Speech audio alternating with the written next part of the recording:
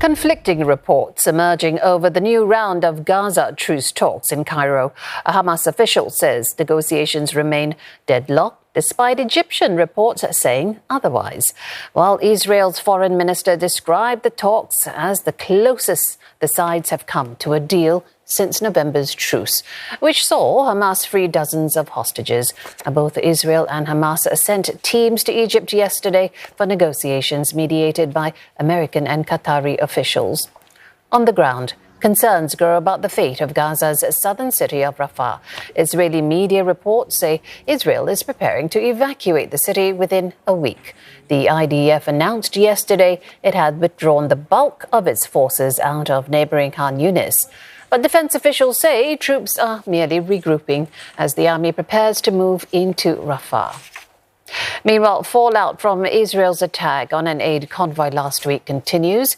Australian Prime Minister Anthony Albanese has appointed a senior former military official to study Israel's inquiry into the incident, which killed 7 aid workers, including an Australian. Israel has said its soldiers mistakenly believed they were attacking Hamas gunmen. But Mr. Albanese did not think the explanation was satisfactory. We believe at this point that there hasn't been an adequate explanation for how this has occurred.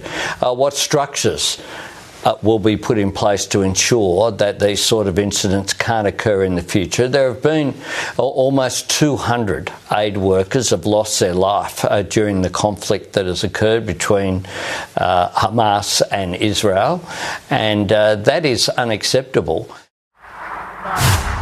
For more, Alex Cadier joins us live from Sderot. Alex, mixed reports surrounding the progress of the latest round of truce talks.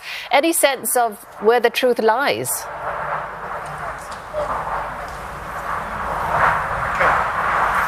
Well, it's difficult to say exactly because the negotiators from both sides involved in these talks are very clear that they have not seen any progress and according to Israeli officials, there is no deal on the horizon. However, we've just heard in the last few moments from Yoav Gallant, the defense minister of Israel, saying now is an opportune moment to make a deal and that there are difficult decisions ahead. An opportune moment because, as you just mentioned it, the IDF has shifted its posture in Gaza. They have evacuated most of their troops from the Gaza Strip in preparation, they say, for an operation in Rafah. Now, I've been speaking to Israeli military officials. They say they are currently satisfied with the military and intelligence situation in the Gaza Strip and that they have allowed and they're encouraging people to move from Rafah in the south to Khan Yunis in the center of Gaza. But let's be clear, returning to Khan Yunis does not mean returning home.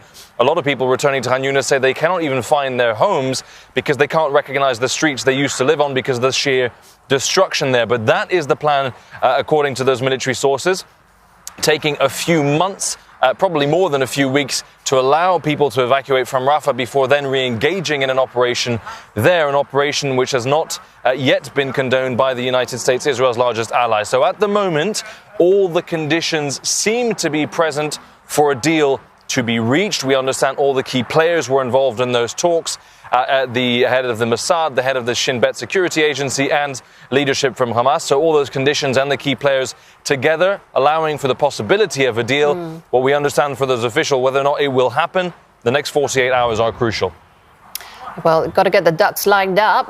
On another front, a record number of aid trucks reportedly entering Gaza today. Again, mixed reports about international organizations accusing Israel of blocking aid into the enclave, while Israel saying the agencies aren't able to distribute the aid once it gets in. So what's the situation along the borders then?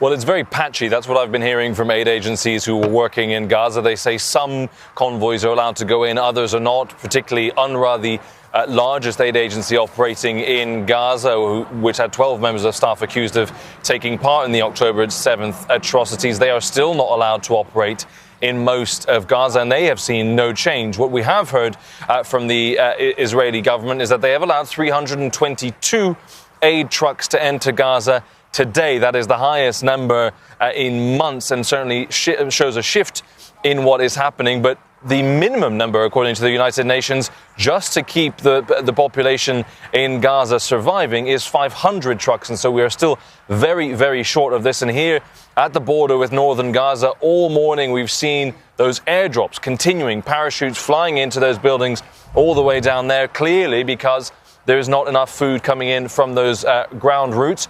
We also heard a few days ago from the Israeli government that they were going to open the Erez checkpoint, which is very close from here. I went there yesterday and the soldiers on the ground told me the checkpoint still isn't open and they don't know when it will open. So clearly there are some changes, some improvements, some increase of aid going into Gaza, but the agencies are clear it's not nearly enough. All right, Alex Cadier reporting to us from Sderot.